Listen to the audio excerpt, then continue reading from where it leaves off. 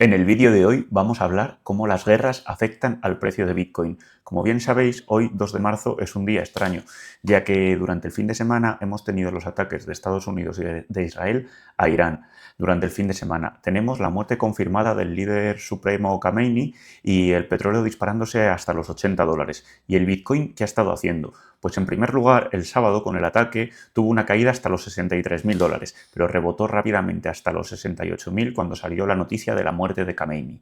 Ahora está estabilizado alrededor de los 6.200, $6.500. Pero hoy vamos a desglosar cómo una guerra o un conflicto como Irán afecta a Bitcoin y sobre todo a las criptomonedas. Lo que vamos a hacer es mirar históricos reales pasados de conflictos armados, caídas, recuperaciones y relacionarlo con lo que está pasando ahora mismo y sobre todo con lo que puede pasar en el futuro. Si tradeas o holdeas criptomonedas, esto te interesa. Dale a like, deja tu comentario y suscríbete, activa la campana para las notificaciones y vamos al grano a explicarte todo. En primer lugar, ¿por qué las guerras mueven cripto? Tenemos que entender primero lo básico, y lo básico es que cuando está una guerra o hay una tensión geopolítica grande, los inversores entran en modo pánico global, por así decirlo, y venden todo lo que es de alto riesgo o alta volatilidad. Por ejemplo, acciones tecnológicas, cripto o cualquier cosa así más volátil, y buscan refugios seguros, como oro, bonos del tesoro, incluso a veces puede ser Bitcoin, ya que muchos lo llaman el oro digital y quien tenga esa perspectiva. Una cosa muy buena aquí, que si tú tenías que salir de Irán, no podías salir con tus maletas de oro, pero sí con tu Bitcoin. Pero aquí las cosas son algo distintas, ya que tenemos un protagonista clave. Y veis aquí un estrecho, que es el estrecho de Hormuz, y por este estrecho pasa el 20% del petróleo global. Irán produce alrededor del 5% del petróleo mundial. También tener en cuenta que la mayoría de las exportaciones de Irán son a China. Estados Unidos y Occidente no dependen en gran medida de este petróleo. Pero siempre si hay amenaza de cierre, como ahora, que en Polymarket lo dan en un 69% de cierre del estrecho de Hormuz, el petróleo sube rápido. Y hoy ya está en 77, $80 el barril. Sería alrededor de un más entre el 7 y el 13%. Y eso dispara la inflación global, ya que muchas veces si sube el petróleo se demanda más gas, suben la energía, suben los costes globales y sobre todo la Fed se pone nerviosa y retrasa los recortes de tasas. Y para cripto esto es importante, ya que es un activo de alto riesgo, de alta volatilidad y sufre presión bajista al principio. Suele tener una correlación negativa con el petróleo. Cuando el crudo sube fuerte, Bitcoin suele caer a corto plazo. Irán también, como dijimos en el vídeo anterior, tiene entre el 2 y el 5% del hash rate minero de Bitcoin. Si hay apagones o sanciones o suben los fees, los bloques se ralentizan temporalmente. Pero aquí al loro, en Irán la gente usa Bitcoin para evadir sanciones y la hiperinflación. Y el precio en el real local ha subido miles por ciento históricamente. Sobre todo la moneda ahora no vale nada y activos como Bitcoin se han visto favorecidos. En el corto plazo suele haber venta y más miedo, pero a largo plazo Bitcoin, después de los conflictos, puede ganar como lucha contra la inflación y sobre todo contra el control gubernamental. Y actualmente vemos cómo está Bitcoin. El 28 de febrero Bitcoin estaba en 67.000 y cayó hasta los 63.000, bajó un 6-7%. Rebotó hasta los 66.000, un 5% del precio de hoy. El petróleo ha subido, el oro ha subido, pero Bitcoin no se ha derrumbado como en otros clases, es decir, ha estado más fuerte que en otras ocasiones. Pero ahora vayamos al pasado y veamos cómo se ha comportado Bitcoin en eventos pasados. Y el primer ejemplo real lo tenemos en enero de 2020, con la muerte del general Soleimani por Estados Unidos. Hubo un miedo total a la guerra con Irán. ¿Y qué pasó con Bitcoin? Pues antes del evento estaba en $7.200. Inmediatamente subió a 7.300, 7.500, un 5%. Y luego tuvo un rally alcista del 40% hasta el mes de febrero, llegando incluso a los $10.000. No hubo un bajón profundo porque no escaló a una guerra larga. Cripto era menos retail que entonces y menos atado a todas las noticias macro. El petróleo solo subió un 3%, no hubo una disrupción real. Y lo que entendemos aquí es que en tensiones cortas es una oportunidad de compra, ya que no debes venderlo en pánico. Si Irán desescala rápido ahora, podríamos ver algo similar, un reboom fuerte en las próximas semanas o una subida fuerte.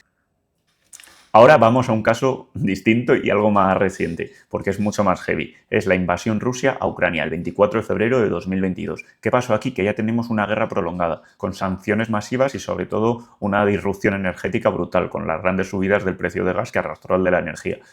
Bitcoin antes del evento de la guerra estaba en 37.300 dólares. Subió brevemente a 45.000, sobre todo por especulación, muchos rusos evadiendo esas acciones con cripto y demás, y luego bajó un 8% a los 35.000 dólares. Tuvo volatilidad durante el siguiente mes, en marzo, alcanzando entre los 34.000 y 48.000 de high, y tuvo un crash total del 65% a 15.400 en noviembre por la inflación energética y sobre todo por la subida de tipos de la Fed. El petróleo tuvo su pic también a los 130 dólares. Ucrania recaudó más de 100 millones de dólares en donaciones cripto y Rusia e Irán usaron Bitcoin contra las sanciones. Tuvo una recuperación ya en el mes de abril de un 20% y una recuperación a lo largo de todo el año del 150% en 2023. En guerras largas, con un macro malo, con bastante inflación o subida de tasas, es un tsunami para cripto. Pero si tú aguantas, sueles tener rebotes épicos, como pasó aquí. Para Irán ahora, si la guerra se alarga, se puede esperar incluso una caída entre el 10, el 15, 30% antes de rebotes largos, como pasó de entre el 50 y el 150%. Y ahora vamos ya con otro ataque y justo bastante cercano, que fue en octubre del 23, y el ataque de Hamas, la guerra de Gaza, donde estaba Irán metido indirectamente, sin un cierre del petróleo mayor. Bitcoin pasó de 28.000 dólares a unos 27.000, bajó muy poco, un 3%, y rebotó un 5% de una forma muy rápida, llegándose a los 37.000 dólares en noviembre, con una volatilidad de aproximadamente entre el 3 y el 5% en 2024. Las razones de esto suelen ser que el oro ayudó a Bitcoin a corto plazo y el petróleo tampoco se vio muy afectado. Irán usó más de 165 millones en cripto para evadir sanciones. En los conflictos así no tan dependientes de un activo como la energía o el petróleo, la volatilidad es media y el Bitcoin es más resiliente, por así decirlo. Si esto se queda más o menos así o se llega ya a un acuerdo, se podría esperar estabilidad y no crashes locos. Y ahora vamos a lo que ha pasado ahora. Desde el 28 de febrero ha habido strikes preventivos de Estados Unidos e Israel, ataques a Irán, tanto sobre todo por lo nuclear en temas navales y bastantes misiles iraníes. Hemos tenido la muerte de Khamenei y ha sido confirmada por el Estado iraní y la respuesta de estos han sido con misiles. Bitcoin antes de los ataques ha estado en los 66.000 y 67.000 dólares y tuvo un dip de entre el 6 y el 7% tocando los 63.000 dólares, con más de 500 millones liquidados. Había un miedo extremo, pero luego rebotó un 5% hasta los 66.500 dólares que tenemos hoy en día, con un techo de 68.000 dólares el sábado. El mercado borró en total 128 billions en cripto. El petróleo ha subido entre el 6 y el 13%. Actualmente tenemos el barril a 80 dólares y hay muchos miedos por el estrecho de Hormuz. El oro ha subido un 19% y las altcoins han estado peor, ya que han bajado aproximadamente un 10%. Los inflows sidechains están en un buen pico, pero las ballenas siguen acumulando en dips. Como ya decimos, cripto es muy volátil a las acciones de más riesgo. Venden primero por pánico y luego suelen corregir. Y ha mostrado resiliencia aquí, recuperó casi todo en las horas después de los ataques. Aquí podemos destacar básicamente dos escenarios claves. Y el primero sería un conflicto corto, con una bajada entre el 5 y el 10% que ya tenemos, y en el futuro, si esto es corto, podría haber incluso un rebote del 20%, tocando los 70.000, 80.000 si desescala. Esto es probable si ya hay diplomacia, si Trump no quiere asumir más bajas de americanos, entonces puede ser lo más posible. Yo creo que se pueden inclinar hacia esto. En el segundo lugar, el segundo escenario, tenemos una guerra prolongada, como pasó con Ucrania, con un crash del 15-30%, que podríamos caer incluso a los 40 y pico mil, y las altcoins incluso peor. La recuperación sería mucho más grande, pero tardaría meses, entre el 50 y 150% si pasa lo que pasó en la guerra de Ucrania. Yo este escenario no creo que sea el mismo que en el anterior, ya que en el anterior era una invasión en sí, en este han sido ataques coordinados, entonces no hay despliegue de tropas, por así decirlo, en Irán.